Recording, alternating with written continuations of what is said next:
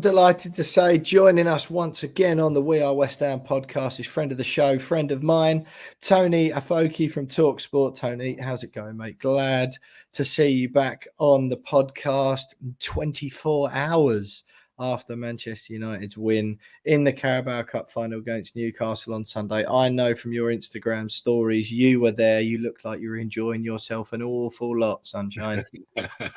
First of all, thank you for having me once again. And yeah, listen, I'm buzzing from yesterday's win. I know it's the Carabao Cup trophy, but it's been 6 years since we last won a trophy, and I was 19 years old. Trust me, I've done a lot since I was 19, so I do deserve to have at least 24 hours of just pure carnage. But yeah, excited to play against you lot again and excited to be on the podcast. Yeah, happy days, mate. Happy days. Talk to me through, obviously, one story at United at the moment. How was the day on Sunday? It looked it was a pretty good occasion, I thought. A big cup final between two big sides, big following, sold out Wembley. Reasonable game of football, but what did you make of it? How was your day? Yeah, first of all, I got to shout out the Newcastle fans. I think they were absolutely class. Like, I barely saw any Man United fans until I was actually at the stadium, like on my way to like go walking down Wembley Way, and even in the Box Park where talkSPORT had their OB, there was just Newcastle fans everywhere, and they were proper class, to be fair. So shout out to them. But yeah, a decent day, decent occasion out for both sides. I think the game was pretty, even though I could say I was probably had like a couple too many beers, but the game wasn't really that great. Like it was more game management after two decent goals rather than we completely battered them. But at the end of the day, we got the result. And as big as this is for Man United fans, because it's been so long since we've won a trophy, I feel like with Ten Hag now, it's just about West Ham on Wednesday. Like, enjoy it, but now we've got to think about West Ham on Wednesday. Well, that's what was sort of irritating me the most after the game. Obviously, I was delighted when you beat Barcelona last Thursday because I thought excellent. That's one thing they're still focusing on. Then when you won on Sunday, obviously you knew that was coming up. You got Liverpool in the cup on the weekend. I was like, absolutely brilliant. They're going to exhaust all their energy supplies. The FA Cup will be their lowest priority. There'll be a few peripheral fringe players getting the nod.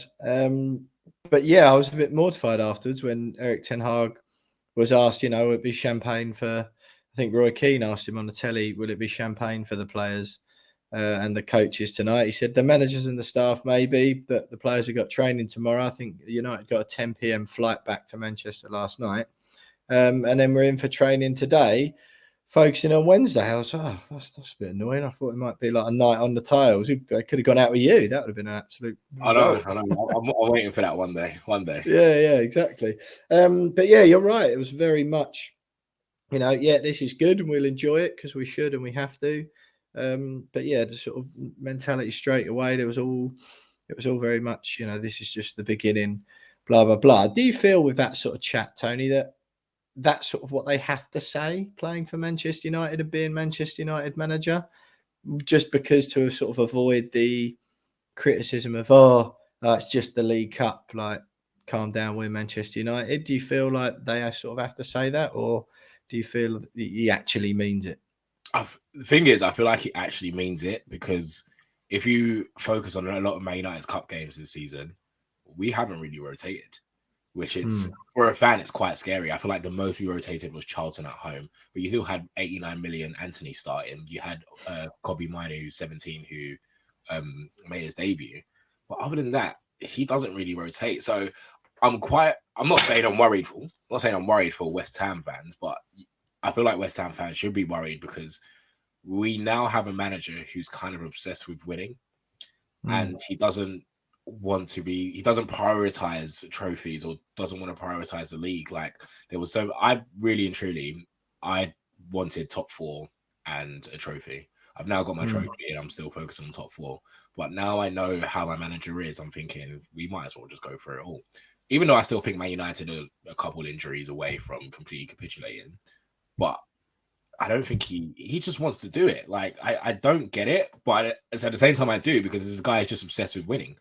So I'm like, I know this is a big game because you win this, you get into the quarters of the FA Cup. But then I'm thinking we've got Anfield on Sunday, and we haven't won at Anfield since that Juan Mata bicycle kick. So it's been a long time. So I'm really looking forward to what we can do with a kind of shaky Liverpool team. But we've still got you lot to play. Yeah, that's what I was sort of. It's one of those, isn't it, where opposition fans always look for weaknesses where they can and potential reasons why they might be able to beat someone or have an advantage over someone, another team. West Ham's game, of course, on Saturday. You've got that extra day. We had a good win over Nottingham Forest, but our confidence generally is shaky at the moment. The David Moyes' record, away in particular, but just generally against big six sides, is awful.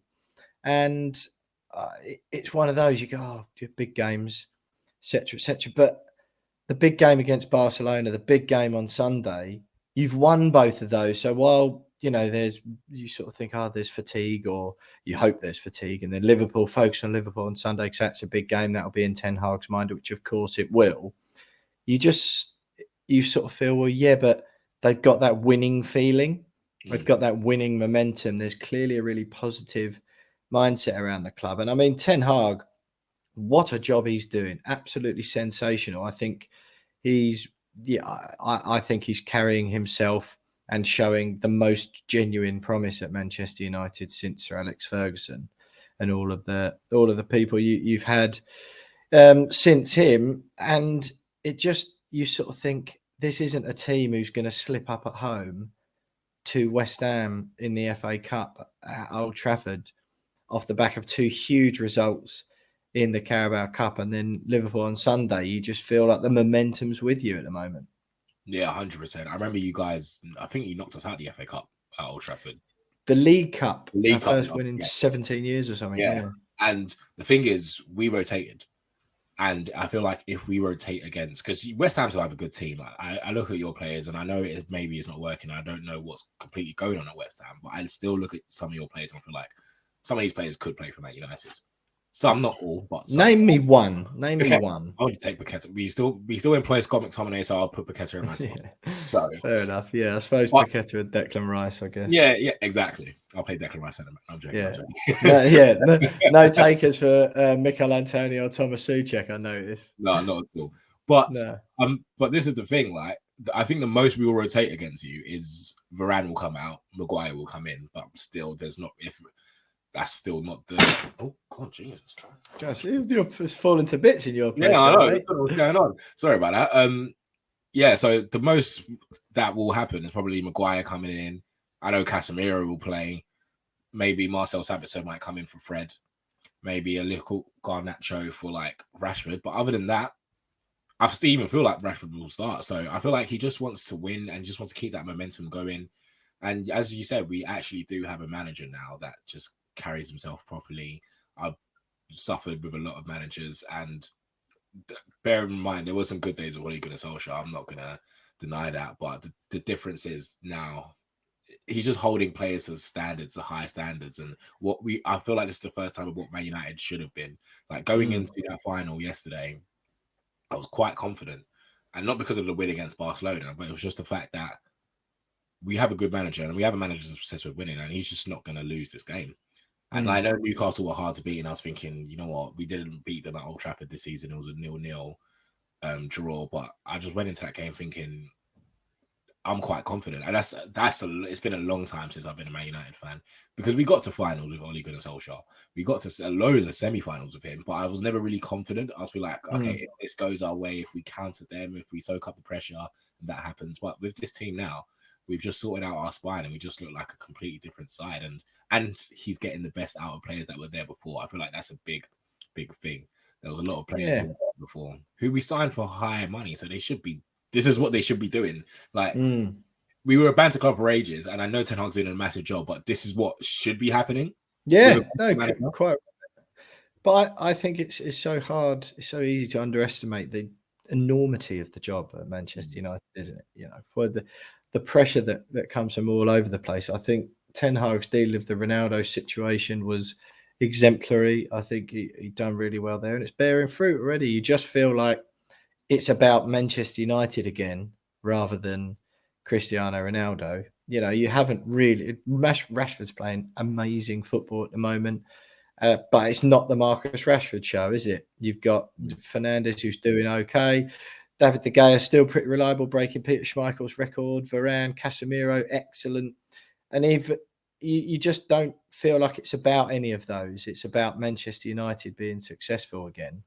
And it does look like you're in reasonable shape to do that this season. And it is funny though, Tony, isn't it? All of a sudden, how the League Cup's a really impressive competition all of a sudden from you, like United fans. I didn't hear that. It was, if anything, I thought it was the Mickey Mouse Cup last season, if you heard what most people out of Old Trafford had to say. As I said, it's been 6 years. And for me, that as a Man United fan that grew up in the early 2000s, I enjoyed a lot of my childhood.